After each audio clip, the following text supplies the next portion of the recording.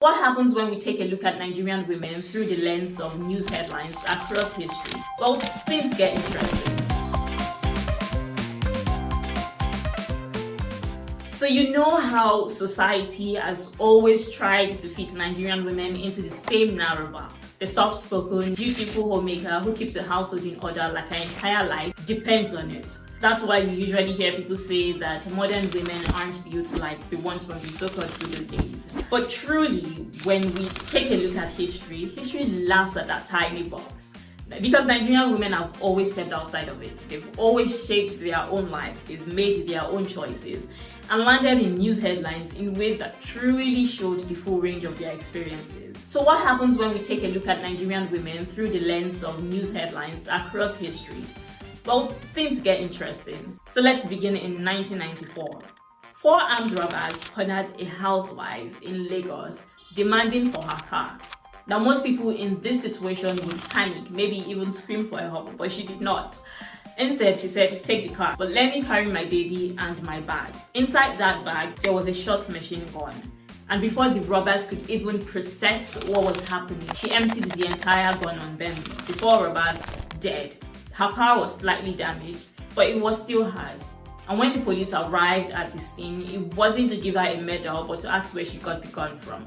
But this is not just about a regular housewife giving the king of boys a run for her money. Let's go back in time to 1966 when Aloma Mariam Mukhtar became the first female lawyer from northern Nigeria at a time when girl child education was a radical idea. She was only 21 years old, and 3 years later, she became the first female magistrate from the northern region. For decades, she worked her way through Nigeria's judicial system, and guess where she ended up in 2012? She became the first woman to become the Chief Justice of Nigeria. Her entire career was spent kicking down doors so generations of women could walk through with ease. But she wasn't the only 21-year-old Nigerian woman doing extraordinary things in Nigeria's early post-independence years. In 1975, Eno Akantudo had no choice but to run a whole company at that age. She was managing an electronics business, a catering service, and a guest house, all of these while being a widowed mother of 2. Eno's story is really about survival. She had met her husband after the Nigerian Civil War, which separated her from her father. When her husband passed away while she was pregnant with their second child, she was advised to sell the business. But she took a look at her empty bank account and said no.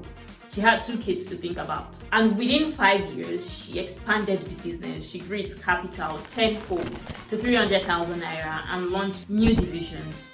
Eno basically proved that survival is a superpower. And this was also the story of Ngo Imaju. As a child, Princess Imaju of Abiriba fought to get an education in the early 1900s, but only boys were allowed to go to school. And when all her efforts failed, she helped her father on the farm, and eventually she got married. But in 1976, when she ascended the throne as Queen of Abiriba, at the age of 78, a woman who had been denied the opportunity of formal education became the backbone of her community. She challenged outdated traditions and advocated for progressive ideas. Ngo Maju was a true disruptor. And then there was Fumilayo Ransom Kuti. Now you've probably heard all about her, but maybe not this part of her story. In April 1948, Mrs. Ransom Kuti was charged to court for not paying income tax. Her association of women were very unhappy with what they considered political persecution, so they planned to stage the mother of all protests on her next court date. To prevent this, someone called Peace Lover settled the unpaid tax bill for her. At least that's what the government said. And the case was withdrawn from court. Now they probably assumed she'd come out humbled, maybe even tender a little apology for all the trouble. But the very next morning after the case was withdrawn, the mother of all protests still happened. And who was leading it? Fumilayo Ransom Kuti. What did she want? For the British colonial government and the Alake of Egbaland to immediately abolish the poll tax on women. You know how the story ends. The tax is suspended and the Alake goes into exile for 2 years.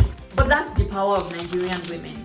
They can be soft-spoken, dutiful homemakers, but they can also be fearless protectors, survivors, trailblazers, quiet reformers, and even loud agitators for the things that concern them and everyone around them. So if history tells you anything about Nigerian women, it's that they are fully formed human beings who can't all be forced to fit into just one box. We never have, and we never will.